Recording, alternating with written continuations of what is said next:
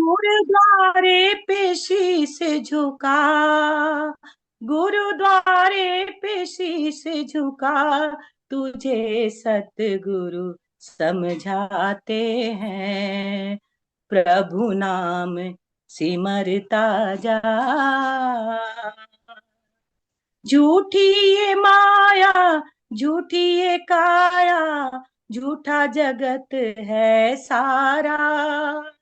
रिश्ते तुम्हारे मतलब के सारे, झूठा ये मोहजाल सारा। ये महल दो महले ही, अरे तेरा दिल भरमाते हैं। गुरुद्वारे पे शीश झुका, गुरुद्वारे पे शीश झुका, तुझे सतगुरु समझाते हैं।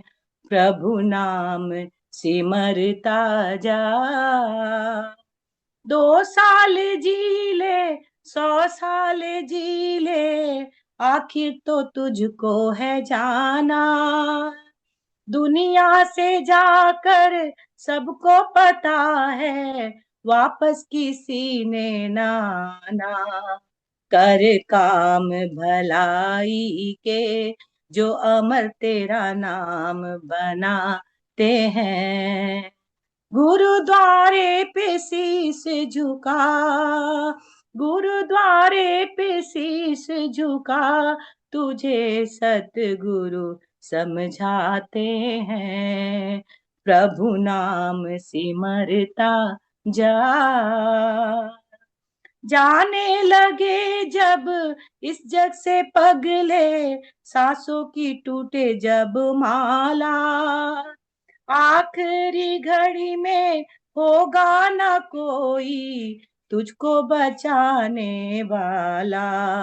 समझाए तुझे गुरुजी, सांस तेरे घटते जाते हैं। गुरुद्वारे पे शीश झुका, गुरुद्वारे पे शीश झुका, तुझे सतगुरु समझाते हैं। प्रभु नाम सिमरता जा, तुझे सतगुरु समझाते हैं। प्रभु नाम सिमरता जा। बोलो सतगुरु भगवान की जय। जय गुरुदेव।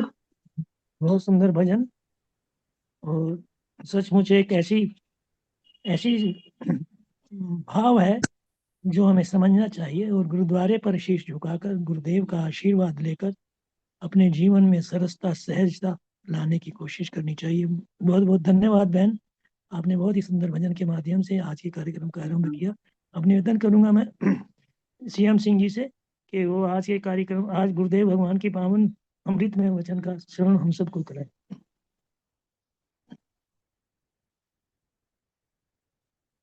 जी,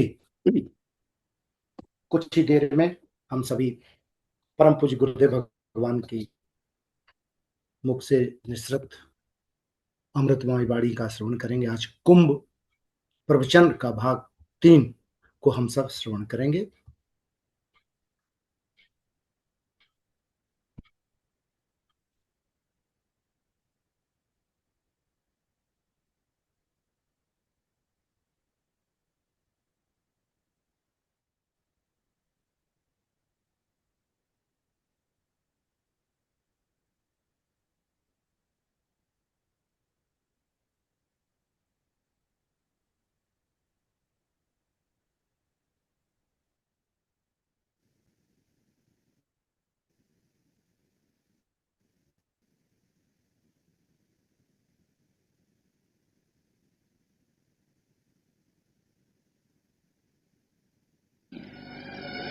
आज मैं कहता हूं मैं अच्छा गुरु नहीं हूं।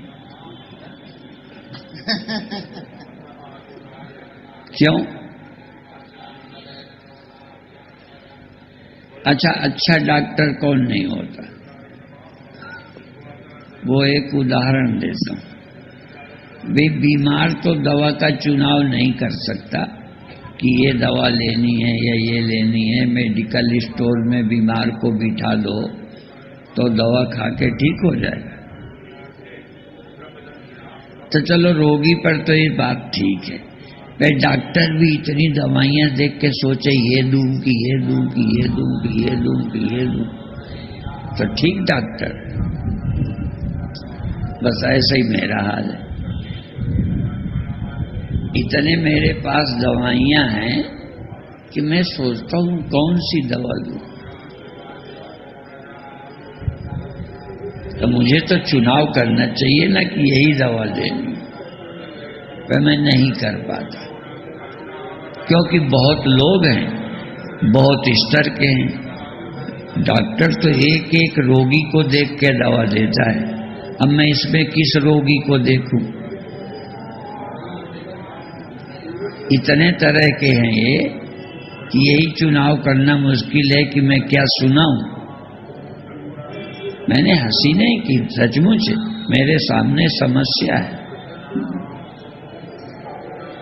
इसीलिए जो मंत्र की प्रथा है वो मंत्र की प्रथा नहीं, वो एक चेले को गुरु बतावे, एक एक चेले को कि तुम्हें ये करना है।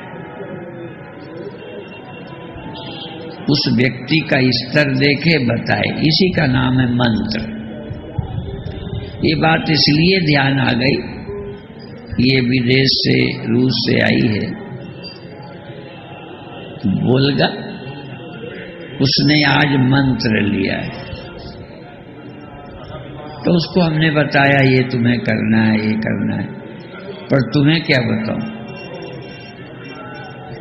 कठिनाई है, सचमुच है। पर चलो कुछ तो कहना ही पड़ेगा। आप जिंदा रहते हुए, देह ही नहीं, जिंदा रहते हुए जागे हुए, दो बातें। जिंदा तो आप सोए में भी होते हो कि मर गए होते हो। इसलिए दो शब्द बोला मैंने, जीवित रहते और जागे हुए। यदि दिखाई न पड़े तो इसका मतलब क्या है कि आप मरे हैं। जिंदा हो, जागे हो, ये कहेंगे सोए हो? नहीं कहेंगे। नहीं दिखाई पड़ता इसका मतलब नेत्र नहीं। जागे भी हो, जिंदा भी हो, पर दिखाई नहीं देता, नेत्र नहीं। इसी तरह जीवित हो, जागे हो, सुनाई नहीं पड़े तो बहरे हो, कान ठीक नहीं।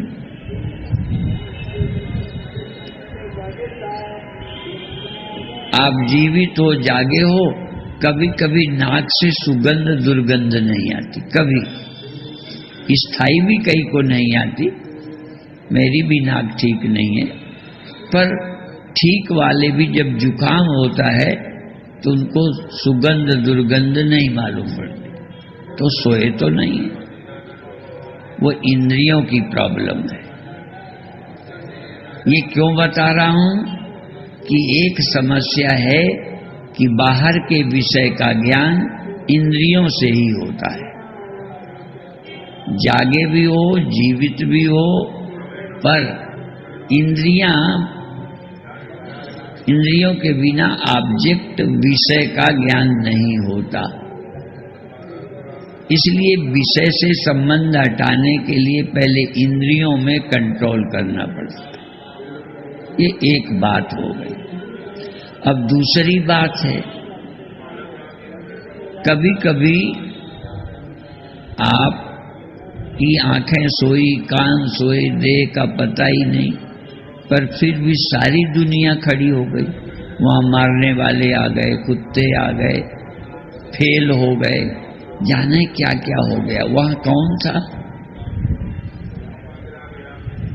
तुम्हारे अलावा स्वप्न था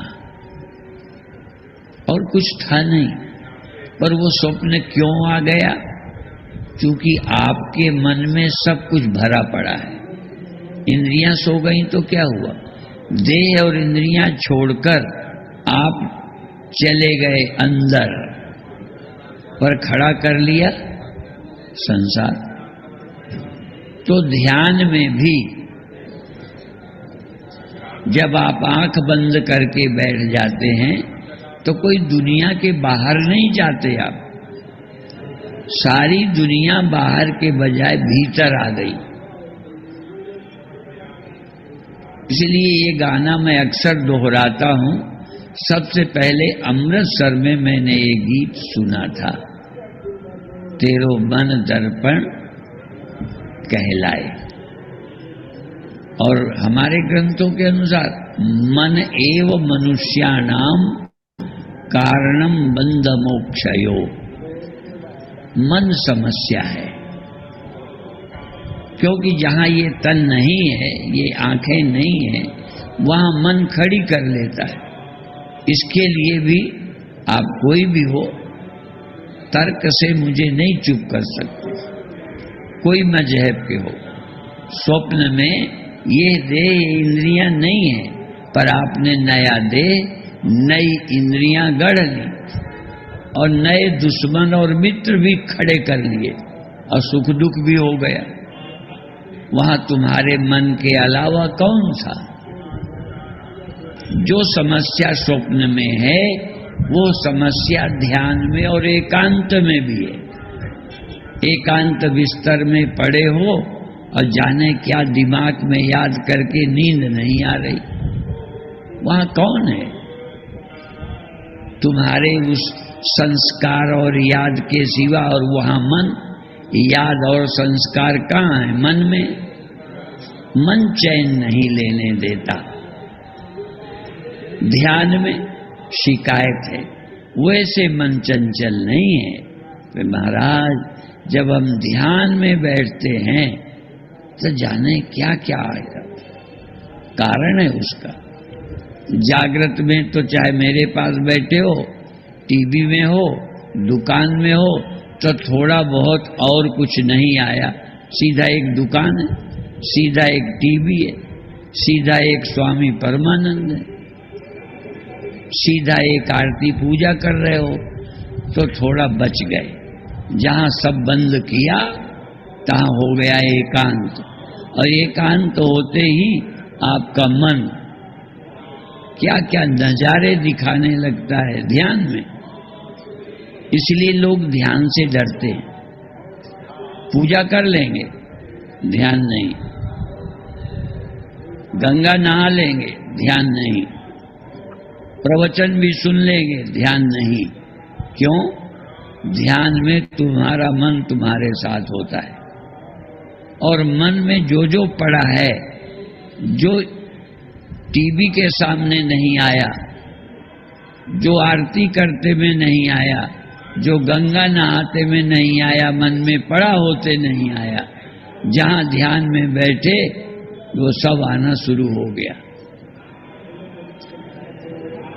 एक उदाहरण मेरा सैकड़ों बार आया होगा कि जब हम गांव में रहते थे, छोटे थे, तो हमारी माँ कहती थी जल्दी खा लो, बरसात में जल्दी खा लो, नहीं तो फिर देर रात में खाना।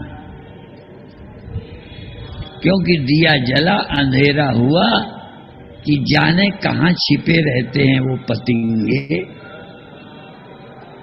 दिखाई नहीं पड़ता एक भी। देखो, दिन में दिखाई नहीं पड़ता, रात को ढेर आ जाते हैं।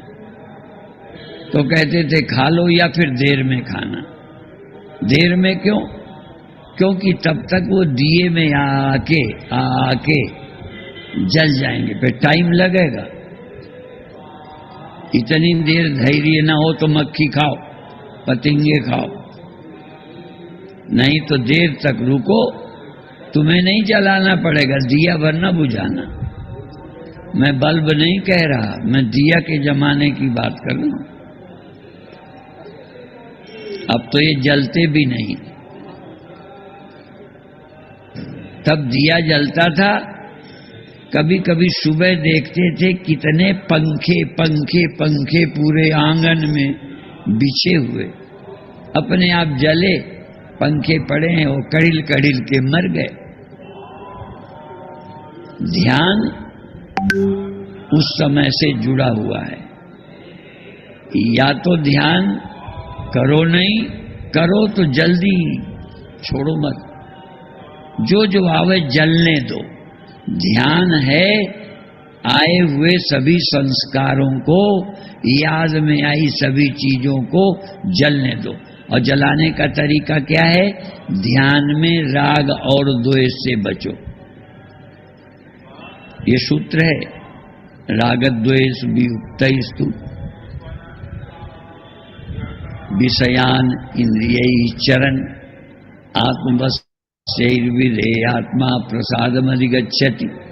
अंदर सजग बने रहो, चेतन बने रहो, जो आवे आने दो। दिया पतंगों को रोकता नहीं, बुलाता भी नहीं, वो तो आप ही मरते हैं, बिना बुलाए आ जाते हैं। ये उनका स्वभाव है, वो आएंगे। पर ज्योति जलती का स्वभाव है कि उन्हें जलाएगी। तो यदि साक्षी हो, ध्यान रखना, साक्षी चिल्लाना नहीं, साक्षी होना है।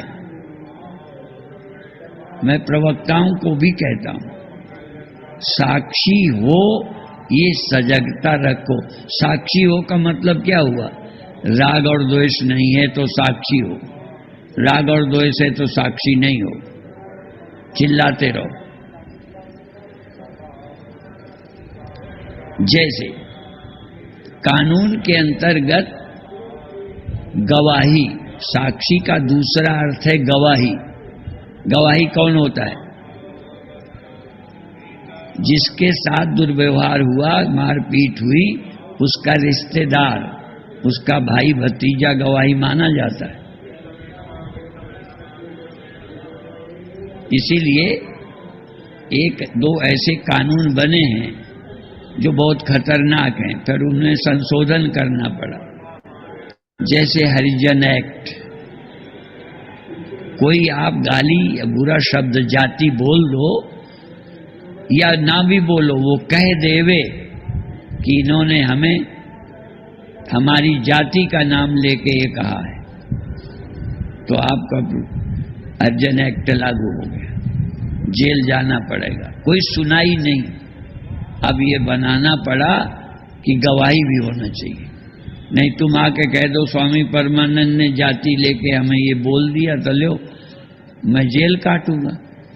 तो कहते हैं नहीं, उसमें अन्य जाति के भी कोई गवाही होना चाहिए कि हाँ स्वामी परमानंद ने ये कहा है। गवाही,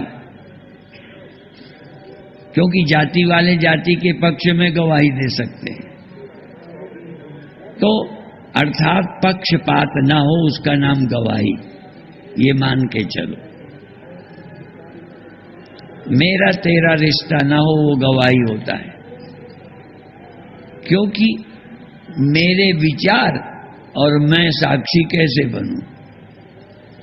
मेरे मन में आया कि मैं पीऊं, अब हमारे मन में आया पीऊं, अब साक्षी क्या रोकेगा? क्योंकि मेरा मन है।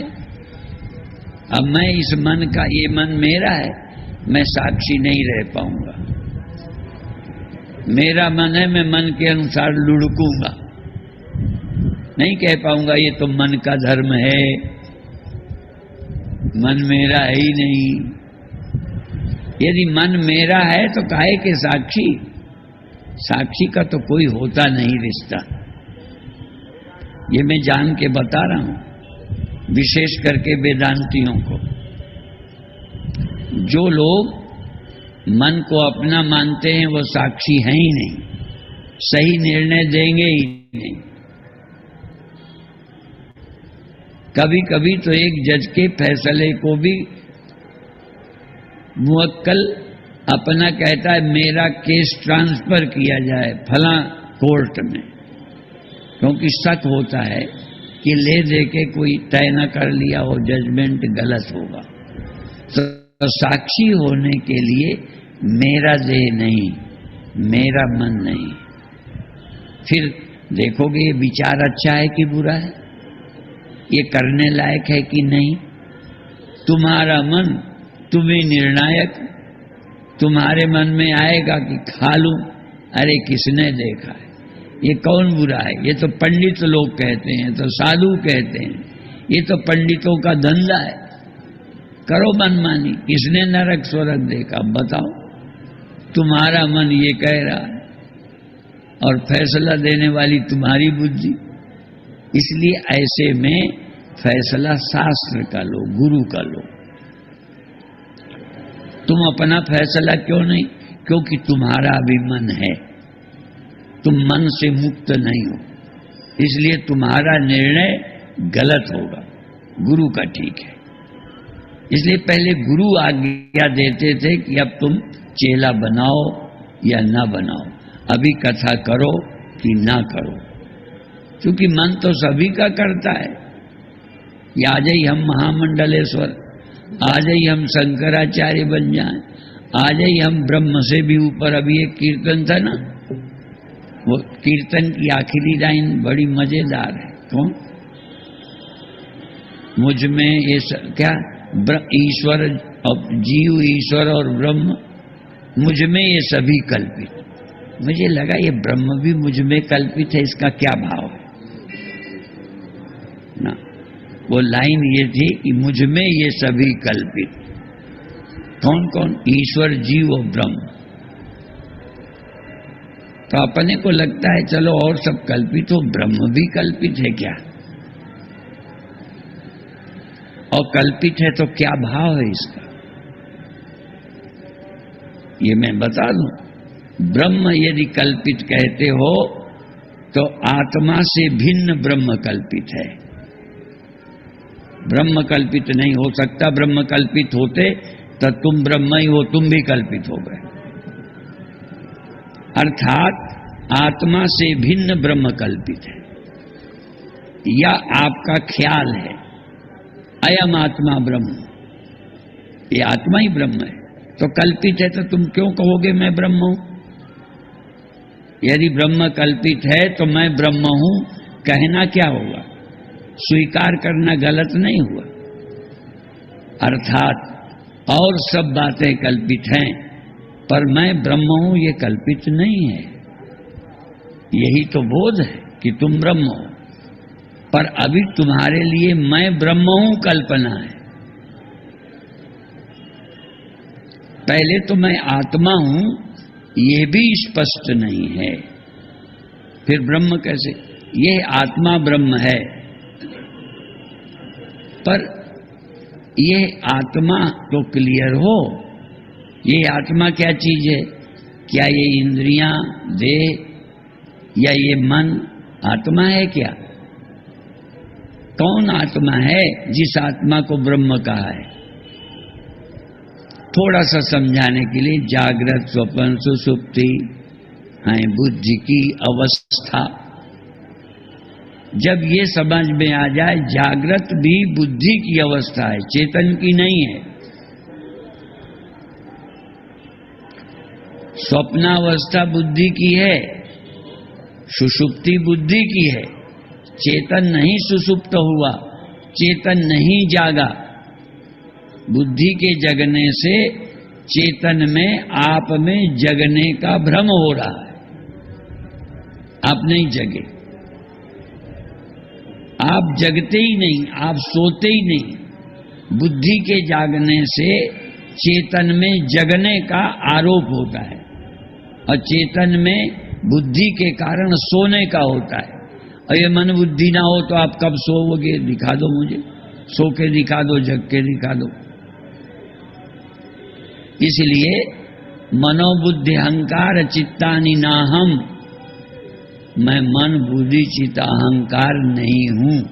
यदि ये तुम नहीं हो तो पहले तो सोचो हो भी कि नहीं। ये गहरा विचार है। मन बुद्धि चित्त अहंकार ना हो तो तुम हो, ये जरा सोचो।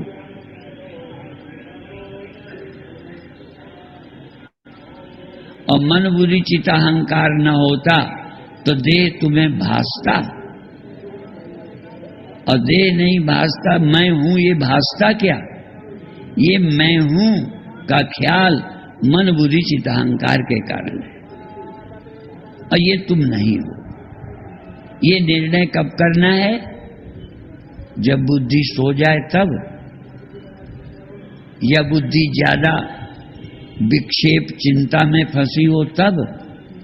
इसलिए मल विक्षेप जाके नहीं, किंतु एक अज्ञान है चौसाधन सहित नर, सो अधिकृत मतिमान। वह मतिमान वेदांत सुनने का अधिकारी है, जिसका मन निर्मल है और विक्षेप नहीं है, चित्त चंचल नहीं है। उस शांत चित्त बुद्धि में ये वेदांत सुनकर लगेगा कि मैं साक्षी हूं, और जिसको साक्षी हूं स्पष्ट हो जाएगा, फिर ये साक्षी ब्रह्म स्वरूप है, नहीं भेद को गंध। राग द्वेष मति के धर्म, तामे मानत या स्व में मानत अंध। अपने में अंधा मानता है, ये तो बुद्धि के धर्म है। वेदांत बहुत गहरा है। मैं समझता हूं पूजा करने में इतनी गलती नहीं हो सकती, गंगा नहाने में इतनी त्रुटि नहीं हो सकती, बहुत अकल की जरूरत नहीं है, और सब कुछ करने में बहुत आसान है। वेदांत सुनने में बहुत सावधानी चाहिए, ईमानदारी चाहिए, जबकि सबसे गड़बड़ हम ही कर रहे हैं। हम अपनी भैंस को नहीं कहते गंगा नहाया, क्यों? उसको जरूरत नहीं, मुझे पता है, इसलिए हम गंगा को, वो भैंस को कभी आज्ञा नहीं देते। आप तो देते हो ना अपने घर में।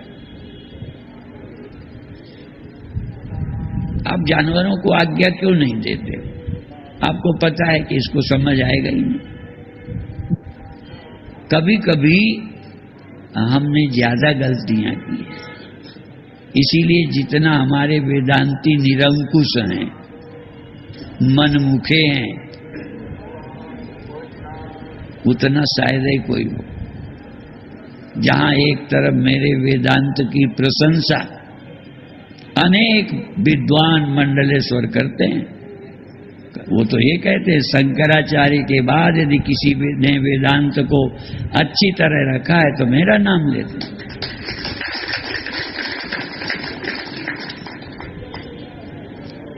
लेकिन वेदांत के बड़े खतरे।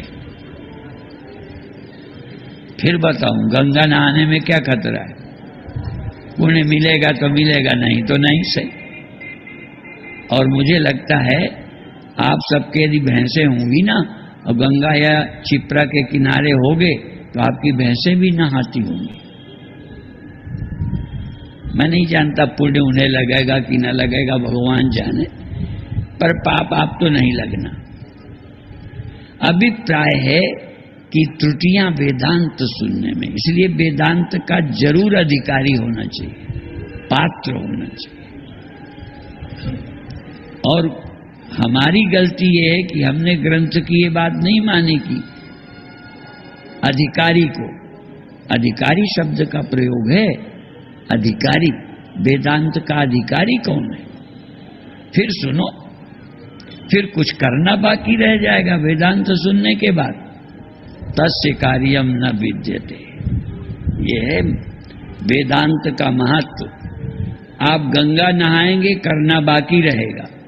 आप मंदिर बनाएंगे, करना बाकी रहेगा। आप मंत्र भी ले लीजिए, गुरु बना लीजिए, तब भी करना बाकी रहेगा। सब कुछ कर लीजिए, करना खत्म नहीं होगा, करने की जरूरत खत्म नहीं होगी। लेकिन यदि अधिकारी हो और वेदांत ठीक से सुन लिया, समझ लिया, तो कुछ कर्तव्य बाकी नहीं रहेगा, तो धन्य हो जाओगे। क्या पाना है?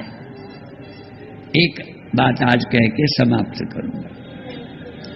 पहले, जिसको घिसी पीटी कहते हैं, एक बात दिल में पहले बिठा लो, चाहे इसे परोक्ष ब्रह्म ज्ञान मानो, चाहे शास्त्र पर श्रद्धा मानो, पर ये बिठा लो।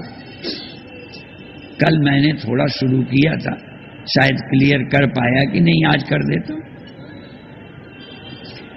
जितने उदाहरण उपनिषद में हैं, उनको किसी को याद कर लो। उसमें एक उदाहरण है, यथा एकेन मृत पिंडेन। एक कहा है, जैसे एक मृत पिंड से, एक मिट्टी के लौंदे से, याद रखना एक शब्द कम मत करना, जैसे एक मिट्टी के पिंड से बने हुए कोई भी बर्तन जो हैं वो नाम मात्र हैं बर्तन। मृत्यु के तेव सत्यम, केवल सत्य उनमें, सब में क्या है बोलो, मिट्टी। ठीक है ना, एक से है ना, वहां ये नहीं कहा एक मिट्टी से जो बने होंगे वो सब मिट्टी है, और एक सोने से जो बने होंगे। अब एक सोने से आपका मकान तो नहीं बनाया, कोई लंका तो है, आपके मकान पत्थर से, ईंटे से, इसे बने।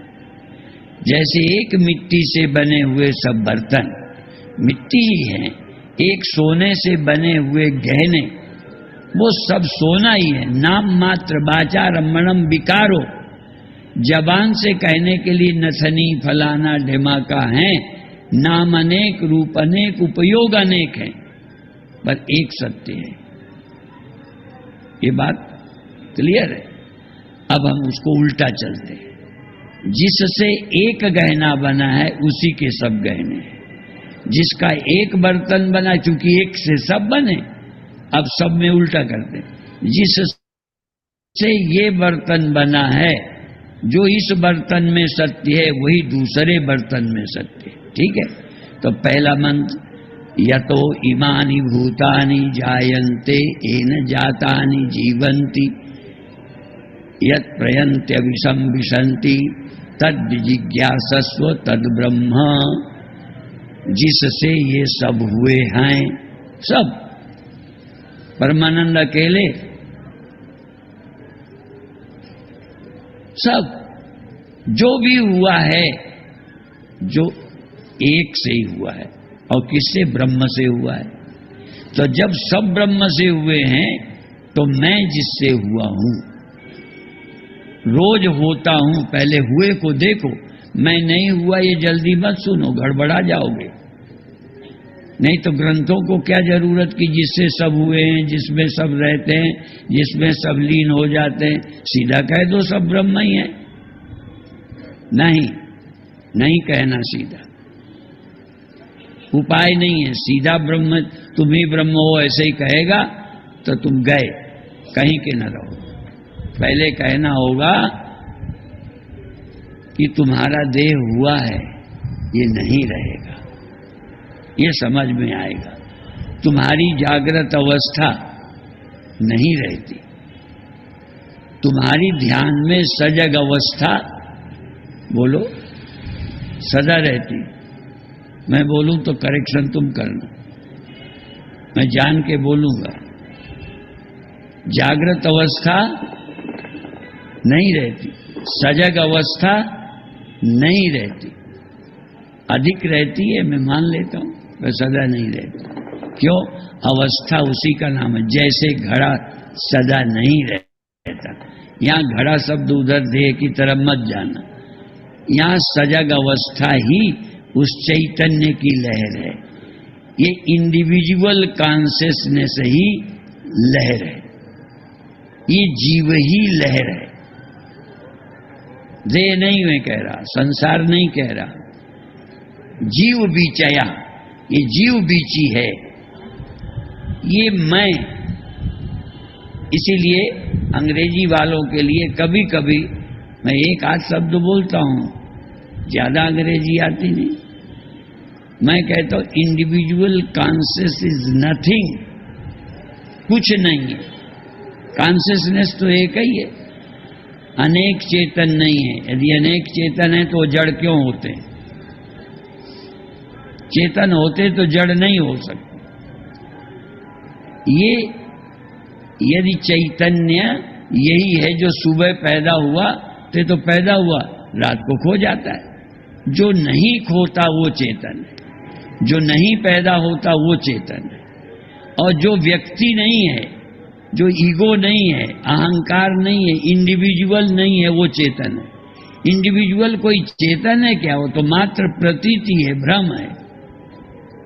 इसलिए आज एक शब्द कह के आज समाप्त करूं। याद रहेगा तो कल बताऊंगा, तो बाकी भूल जाता हूं। हमारे गुरुदेव कहते थे, दृष्टा और दर्शन और दृश्य तीनों जहां है। दृष्टा शुद्ध स्वरूप नहीं है, दृष्टा माया का पैदा हुआ है। दृष्टा माया से बने हो। किसके दृष्टा? माया का दृश्य और माया का दृष्टा। माया का बना चेतन, माया का बना जड़, ये दोनों झूठे। और रोज आरती में होता है, जिनकी कृपा से। अब लोग उसकी जगह द्वेष बोलने लगे, सुधार बड़ा करते हैं आरती वाले अपनी अकल से। ऐसे ही वो एक लाइन गाते हैं प्रातः काल, आज यहां भी गाई थी, मैं भूल जाता हूं कौन सा है। हाँ, कौन तो लाइन याद कराओ। इतना तो मुझे याद ही आया तभी तो। अरे वो वेद अर्थ धर्म वेदों का देखा न भाला, वो क्या बोलते हैं? वो सुन ले जो बोलते हैं, वो का नहीं बोलते। वेद अर्थों को देखा न भाला, वेद धर्म न वेद धर्म, धर्म वेदों का, धर्म वेदों को, ये बोलते हैं को, धर्म वेदों को देखा न भाला। वो देखो उनको, धर्म वेदों को देखा, वो को लगाते हैं, वो नहीं है, गलत है। यहां धर्म कहा है, धर्म वेदों का, धर्म वेदों का देखा न भाला।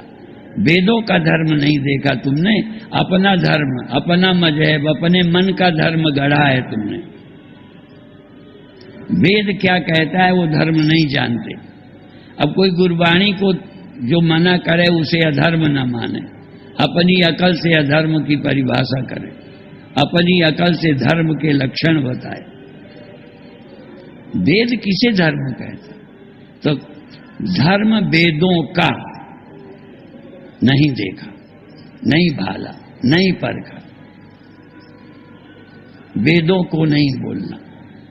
जैसे वो आरती में बोल देते हैं क्या, जिनकी क्या चरण रज, जिनकी, जिनकी चरण कमल रज सुंदर, तो जिनकी को समझते हैं चरण जो है ना, वो जिनकी गलत है, तो शुद्ध करते हैं जिनके चरण कमल, गलत कर दिया।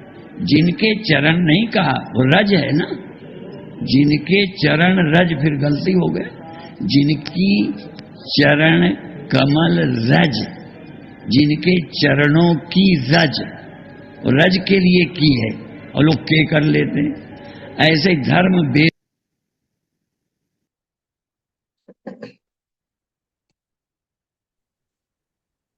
बोलिए गुरुदेव भगवान की जय। जय गुरुदेव भगवान की जय।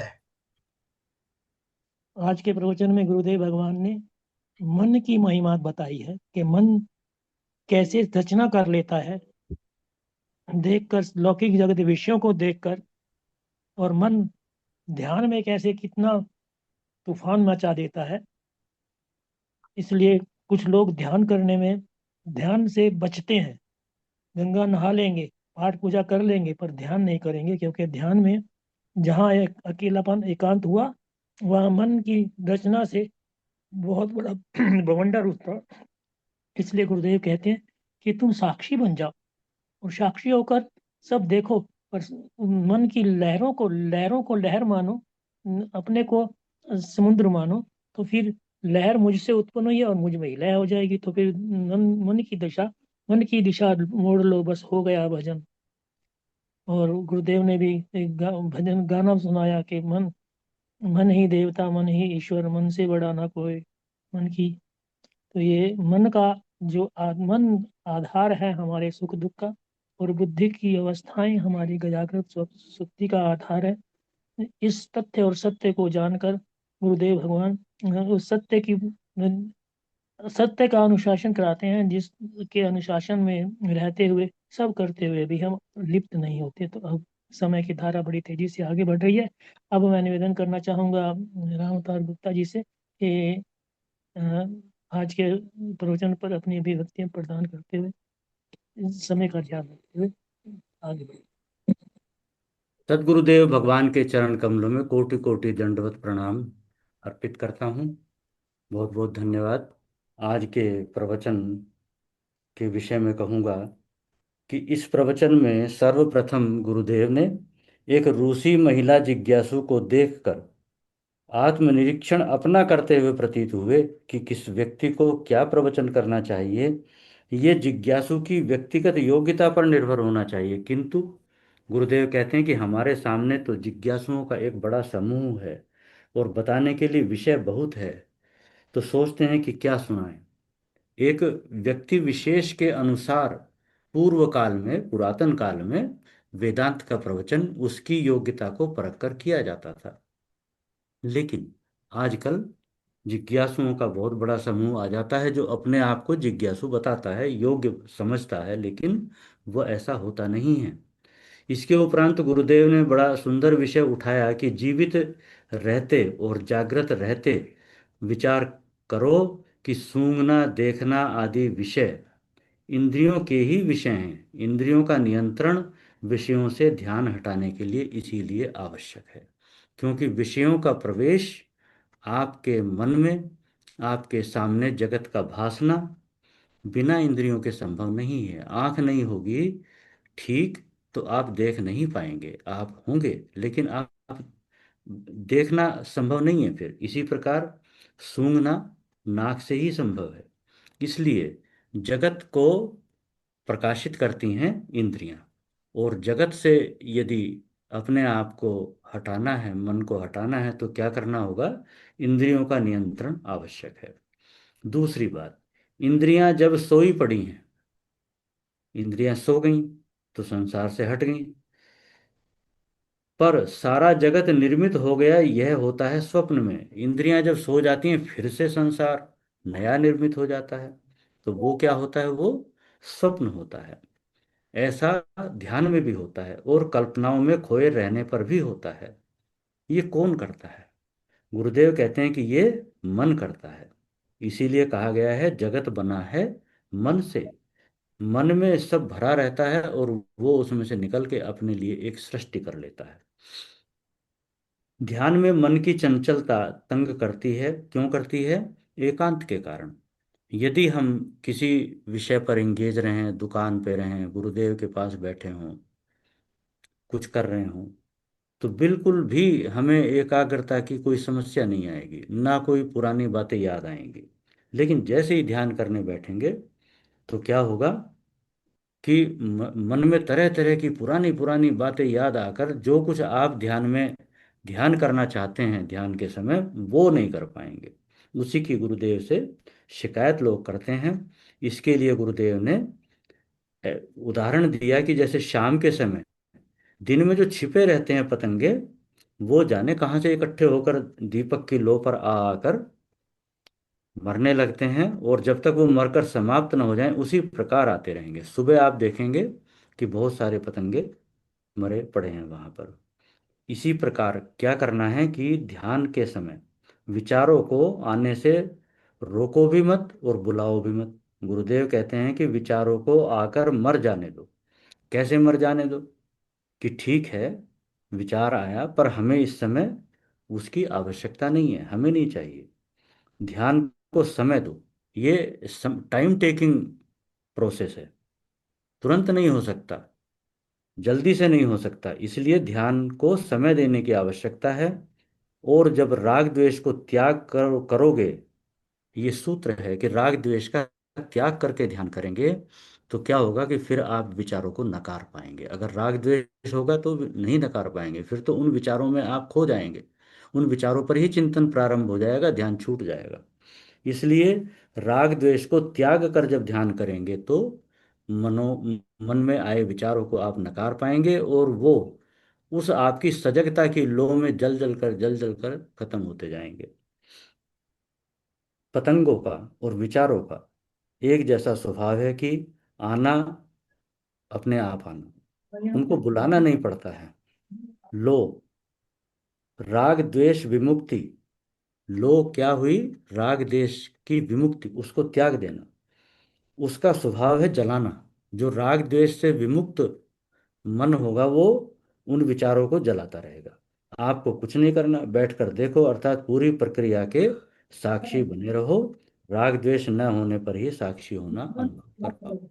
जो राग द्वेष रहित नहीं हो सकता वो साक्षी भी नहीं हो सकता। ये एक सूत्र दिया गुरुदेव ने। मैं स्वयं अपने मन का साक्षी कैसे बनूंगा? कोई भी व्यक्ति यदि कहता है कि मैं अपने मन का साक्षी हूं, तो वो एक तरह से झूठ ही बोलता है। क्योंकि कोई भी व्यक्ति अपने मन का साक्षी नहीं हो सकता। क्यों नहीं हो सकता? क्योंकि जब मन मेरा है, उसे मैं अपना मानता हूं, तो मैं पक्षपाती हो जाऊंगा। पक्षपाती हो जाऊंगा, जो मन कहेगा उसको उचित ठहराऊंगा, और उचित ठहराऊंगा तो फिर मैं साक्षी नहीं हुआ। मन मेरा है तो मैं मन का साक्षी भी नहीं हो सकता। न मन मेरा न देह मेरा, ये प्रकृति के हैं। पहले इस बात को समझने की आवश्यकता है। फैसले को देने वाली बुद्धि भी तुम्हारी पक्षपाती है। गुरु का और शास्त्र का निर्णय लो। ऐसे में फिर क्या करें? गुरुदेव का, शास्त्र का निर्णय लो और उसको मानो, उस पर चलो। ईश्वर, जीव और ब्रह्म मुझ में कल्पित हैं। एक गुरुदेव ने किसी प्रवचन का उदाहरण लिया कि आज सुबह कोई प्रवचन में कह रहे थे कि ईश्वर, जीव और ब्रह्म मुझ में कल्पित हैं। लेकिन ये कहना गलत है। ईश्वर और जीव मुझ में कल्पित हैं, वहां तक तो ठीक है, लेकिन ब्रह्म मुझ में कल्पित है, ऐसा कहना अनुचित है। क्यों? क्योंकि ब्रह्म मुझ में कल्पित है और मैं ही ब्रह्म हूं, तो मैं कल्पित ही हुआ। मेरा मेरा तो फिर अस्तित्व ही नहीं सिद्ध होता। इसलिए ब्रह्म को कल्पित अपने आप में कहना अनुचित है। आत्मा से जब तक ब्रह्म को भिन्न मानते हैं, तब तक उसे आप कल्पित कह सकते हैं, और वो कल्पित है भी। वो क्या है? ऐसा कहना, जो आत्मा से भिन्न ब्रह्म को कहे कोई, तो वो क्या है? वो केवल एक विचार है। वो ब्रह्म के आसपास भी नहीं है, वो एक विचार मात्र है। अयमात्मा ब्रह्म कहने से पहले, समझने से पहले क्या करना होगा? आत्मा को समझना होगा। जब तक आत्मा को ही नहीं समझा, तो किसको ब्रह्म कहेंगे? अयमात्मा ब्रह्म। जागृत आदि, जागृत, स्वप्न, सुषुप्ति, ये बुद्धि की अवस्थाएं हैं, चेतन की नहीं है। आप चेतन हो, इसलिए आप न सोते हो और न जागते हो। ये तर्क के द्वारा हम सभी स्वीकार कर सकते हैं, लेकिन इसको अनुभव करने की आवश्यकता है। अनुभव, इसका जब अपरोक्ष ज्ञान हो जाएगा कि हम ही अपनी जागृत, स्वप्न, सुषुप्ति तीनों अवस्थाओं के साक्षी हैं, तो फिर जागृत में उतनी माया, ममता, राग द्वेष अपने आप समाप्त हो जाएगा। क्यों? क्योंकि जब हम उसके केवल साक्षी हैं, और जो जागृत में अपने आप को हमने समझा है, वो हमारी बुद्धि की एक अवस्था है। उसी प्रकार जैसे स्वप्न भी बुद्धि की अवस्था है, तो फिर राग द्वेष अपने आप नहीं रहेगा। लेकिन अभी हम जागृत की अपने मैं को ही सच्चा मैं मानते हैं, और ये ऐसा समझते हैं हम कि इसी मैं को ब्रह्म हो जाना है। जबकि उस मैं को ब्रह्म होना नहीं है, वो कभी नहीं होना है, क्योंकि वो तो एक कल्पित मैं है। आगे गुरुदेव बताते हैं कि मनोबुद्धि अहंकार चित्राणि नाहम। तो पहले यह समझें कि तुम हो या नहीं। मनोबुद्धि अहंकार चित्त मैं नहीं हूं, तो ये विचार करना आवश्यक है कि आप हैं या नहीं।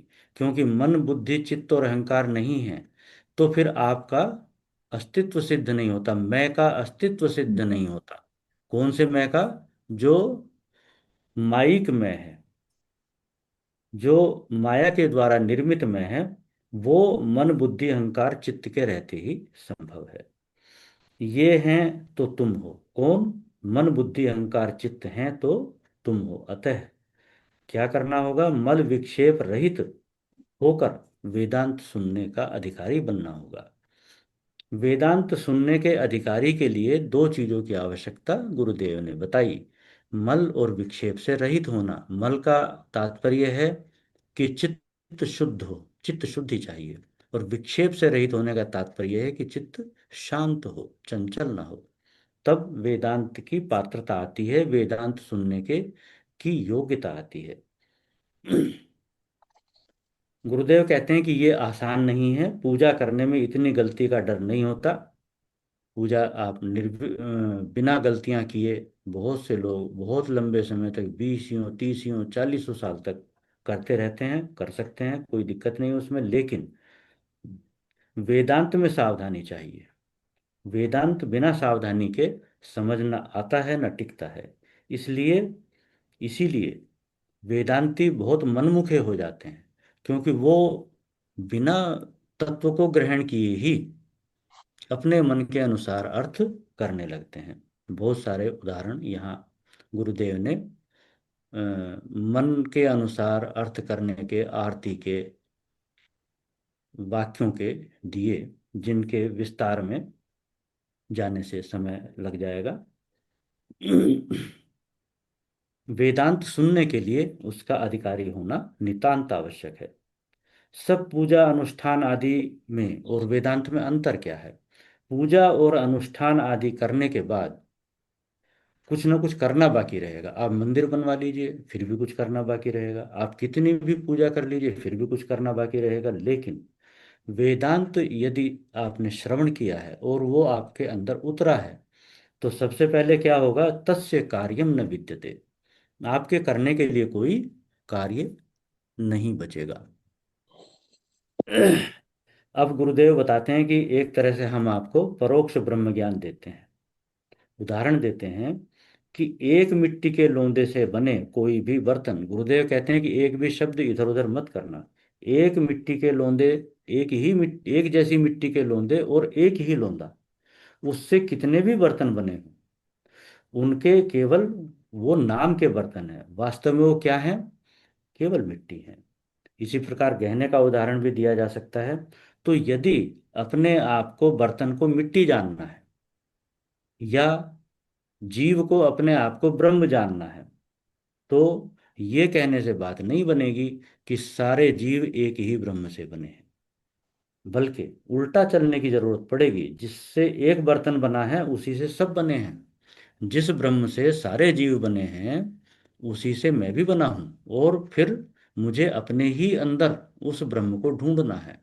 कैसे ढूंढना है, उसकी प्रक्रिया है, जो गुरुदेव ने अनेक प्रकार से अनेक बार बताई है, वो आज भी बताई है कि उसके लिए उल्टा चलने की आवश्यकता है, स्वयं में ब्रह्म को खोजने की आवश्यकता है। क्या करना होगा? पहले कहना होगा देह हुआ है। हुआ है, ऐसा नहीं कि नहीं हुआ, लेकिन वो रहेगा नहीं। जागृत अवस्था, स्वप्न अवस्था हुई है, लेकिन वो रहती नहीं है। तुम्हारी देह में सजगता, ध्यान में, वो आती है, लेकिन वो बनी नहीं रह सकती है। सजग अवस्था चैतन्य की लहर है। अवस्था कहते ही उसको हैं जो आती है और चली जाती है। इसलिए इस बात को समझकर ये जानने की आवश्यकता है कि जीव केवल मात्र लहर है, बीची है। जीव बीची लहर है। ये मैं भी एक लहर है, जिसको हम मैं कहते हैं कि मैं जीव हूं, वो भी एक लहर है। इंडिविजुअलिटी क्या है? केवल मात्र भ्रम है। इसीलिए कहा है कि दृष्टा दर्शन दृश्य ये तीनों जहां हिराए। उसमें अपने आप को देखो, जहां दृष्टा दर्शन दृश्य तीनों ही खो जाते हैं। हिराए मतलब खो जाते हैं। जिस दृष्टा में परिवर्तन हो जाता है, अर्थात सो जाता है, वो कैसा है? वो माइक है। जगत प्रकाश्य है, भगवान राम प्रकाशक हैं। जगत इंद्रियों से प्रकाशित है, इंद्रियां मन से प्रकाशित हैं, मन बुद्धि से प्रकाशित होता है। मैं सावधान नहीं रहा, ध्यान भंग हो गया। जो जो नहीं रहता उसे डस्टबिन में डालते जाओ। गुरुदेव कहते हैं कि दृष्टा की ओर उल्टे पैर लौटते चलो, जैसे मंदिर से दर्शन करके लौटते हैं, मूर्ति की तरफ दृष्टि रख के लौटते हैं। मैं इतनी देर दृष्टा रहा, ऐसा विचार आता है तो जो दृष्टा रहा नहीं वो भी मायोपाधिक है। जिससे सब जाना जाता है उसे कौन जानेगा? जो एक का प्रकाशक है वही सबका प्रकाशक है। अर्थात जिस जो आपके मन बुद्धि के माध्यम से पूरे जगत का प्रकाशक होता है, वही सबका प्रकाशक है। इस अवस्था तक पहुंचना है। ध्यान करो कि कुछ नहीं चाहिए, किसी को ध्यान में लाओ नहीं। अंतर्यामी जो अंदर से जानता है, उस राम को जानो। उस राम को जानने के लिए अंदर उतरने की आवश्यकता है। गुरुदेव कहते हैं कि अब हमारा समय हो गया संतों को अन्न देने का, तो उसी उसी संदर्भ में कह रहे हैं कि जिसका अन्न उसी का पुण्य, अवधूत का कुछ नहीं, क्या नहीं, पाप न पुण्य। इसलिए असंग अलेप बनो, पाप पुण्य दोनों पर्दा है। जैसे मुख पर कालिख लगाओ या मेकअप लगाओ, हैं दोनों आवरण ही। चित्त विश्राम्य, भाग दौड़ से स्वयं का ज्ञान संभव नहीं है, इसलिए चित्त विश्राम में अपने चित्त स्वरूप में विश्राम लेने की आवश्यकता है, आराम लेने की आवश्यकता है। आराम से ही राम मिलेगा। ऐसा गुरुदेव का भाव है जो मुझे समझ में आया। इतना ही कहकर मैं आज अपनी वाणी को विराम दूंगा। जय गुरुदेव जी, जय गुरुदेव। जय गुरुदेव। जय गुरुदेव।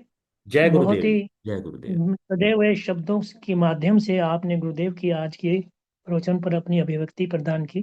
धन्यवाद, बहुत ही बहुत बहुत धन्यवाद। और समय का भी बहुत अनुशासन आपने जो ऑब्जर्व किया है, उसके लिए भी आपका अति धन्यवाद है, क्योंकि समय अपनी धारा को छू चुका है। और अब मैं हर्षा आहूजा अगर जुड़ी हुई है, देखना कुलदीप जी, हर्षा आहूजा। हाँ जी, एक मिनट। जी, हर्षा जी नहीं जुड़ी हुई जी। हर्षा अभी जी तक 9:45 छोड़ती हैं। हाँ, वो छोड़ जाती है, 9 बजे से पहले ही छोड़ जाती है, आज आप ही इसलिए। करिए जी। नहीं, आप करेंगे, कुलदीप जी तो करेंगे। हाँ जी, क्या आदेश है जी? हाँ हाँ, कुलदीप जी, आप आज के प्रवचन पर कुछ कहना चाहें, 2 शब्द, और फिर नहीं उसके नहीं, मैं बाद। अभी जैसे समय के अनुशासन की बात है, तो अभी डायरेक्ट ही तो आपका विकल्प अपनी है। ठीक। बोलिए सदगुरु भगवान की जय। गुरुर्ब्रह्मा गुरुर्विष्णु गुरुर्देवो महेश्वरा, गुरु साक्षात् परम ब्रह्म तस्मै श्री गुरुवे नमः।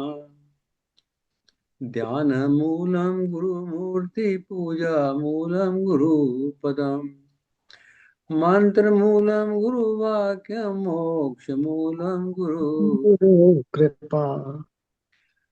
सर्वे भवन्तु सुखिनः, सर्वे सन्तु निरामया, सर्वे भद्राणि पश्यन्तु मा कश्चित् दुःखभाग् भवेत्। बोलिए सदगुरु भगवान की जय। भगवान की जय जय। जय। धर्म की जय जय। वाहिगुरु। जय। आज के कृपया सभी अनंत अपना वीडियो ऑन कर लीजिए। हाँ। आज के आनंद आज नंद के की आनंद जय। जय। जय। नमो जय। नारायण, नमो नमो नारायण। नमो नारायण, नमो नारायण, नमो नारायण। नमो नारायण, नमो नारायण। अच्छा, एक और मैं एक बार कुछ बताना चाहता था कि कल, हाँ जी। जैसे कल आध्यात्मिक चर्चा का दिन है, तो कल आध्यात्मिक चर्चा होगी। उसके विषय मैं अभी व्हाट्सएप पे डाल देता हूँ, आपको बता भी देता हूँ। अभी मैंने लिखा था कि जैसे 3 गुण होते हैं, हम सभी 3 गुणों से नियंत्रित होते हैं, सत्वगुण, रजोगुण या तमोगुण। तीनों गुणों के लक्षण क्या हैं? क्या गुण बंधन का कारण है? आगे है, हम जो गुणों, आपने पिछला प्रश्न था वो छोड़ देंगे क्या? नहीं पीछे वो वाले जो है ना, दो जब प्रश्न। वो जानबूझ के छोड़ा है, जब कल स्वामी अनंतानंद जी नहीं होंगे, इसलिए अच्छा, वो प्रश्न स्वामी अनंतानंद जी के सामने ही होगा चर्चा। ठीक है, ठीक है। हाँ, कल वो खास मीटिंग में है हरिद्वार में। अच्छा, अच्छा अच्छा, और इसलिए हमने अलग डाले हैं अभी। वैसे कि आप ठीक। अपने ओर से कुछ भी डालो, अपने अपने आप डिस्कस कर लेना।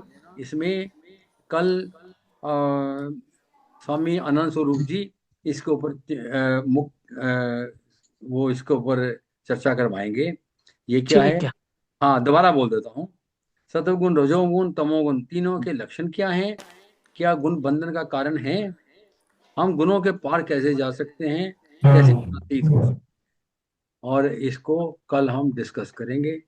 एक ही ठीक प्रश्न काफी है, 2-3 प्रश्न डालें तो कोई मीनिंग नहीं एक होता। ही बहुत है, और ये एक ही प्रश्न बहुत। इतना लंबा है कि एक दिन में डिस्कस होना ही मुश्किल होता है इसका। और अभी मैं डाला हूँ कि उसमें वोटिंग का भी डाल दूंगा, जिसने करना है वो कर देगा, क्लिक कर देगा। सुदर्शन जी आप भी क्लिक कर सकते हैं, नहीं करेंगे तो मुझे जो नहीं कर सकता हो मुझे फोन करके कह देगा। ठीक है, ओके, धन्यवाद। ठीक है। मैंने क्लिक किया था पिछली बार 2 बार, पर आप तक पहुंचा ही 2 नहीं। बार क्लिक करने से तो वो हट जाता है।